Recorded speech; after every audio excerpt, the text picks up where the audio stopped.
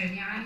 اليوم الأمسية هذه باش تكون حول الكتابة المسرحية، وسيكون الأستاذ مكثير دوما هو ضيف هذه الأمسية، باعتبار أنه كاتب مسرحية له العديد من المسرحيات التي تمت تمثيلها إذاعيا وأيضا حتى على مباشر.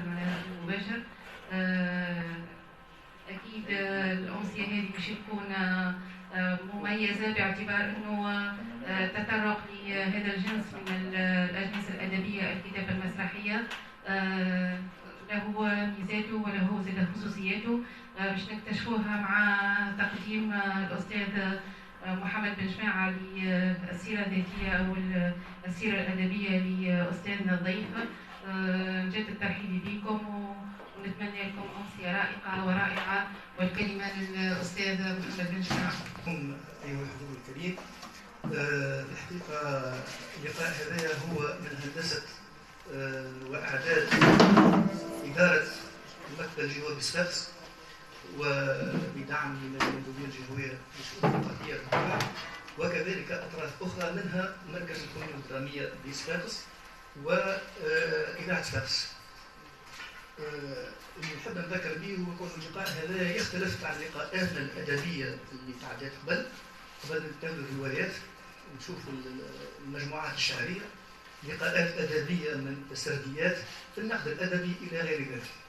المرة هذه باش ندخلوا إلى إنشأنا كواليس الفن المسرحي، إلى تقنيات الفن المسرحي، كيف نكتب المسرح وكيف ننجح وكيف نخطط وكيف نحقق أهدافنا الأدبية الروحية إن شأنا أو الدرامية المسرحية الإذاعية حتى السينمائية إلى غير ذلك. مكثير دوما المحدث به اليوم هو من الأسماء اللي عرفتها في كواليس إذاعة صفاقس. نتذكر في التسعينات ممن يقوم بمراجعة التسجيل المسلسلات والدراما الإذاعية. في التسعينات، في أواخر التسعينات تقريبا، بدأت نقولوا احنا المرحلة أو التعاون مع هذا المبدع المسرحي الإذاعي باش نكتشفوه من خلال هذه السيرة الذاتية لأمامنا. نتمنى كونكم تساهموا في نقاش في الأسئلة اللي نطرحوها على أستاذنا الضيف المحتفى به. ومكثير دوما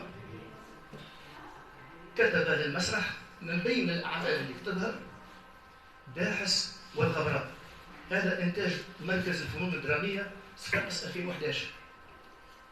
علي بن غداهن إنتاج مركز الفنون الدرامية قفصة. المنصف ذي أو 12 ساعة في حمام لنف، الفائز بالجائزة الكبرى المسرح الوطني سنة 2014. دائما في المسرح الأعمال الروحية.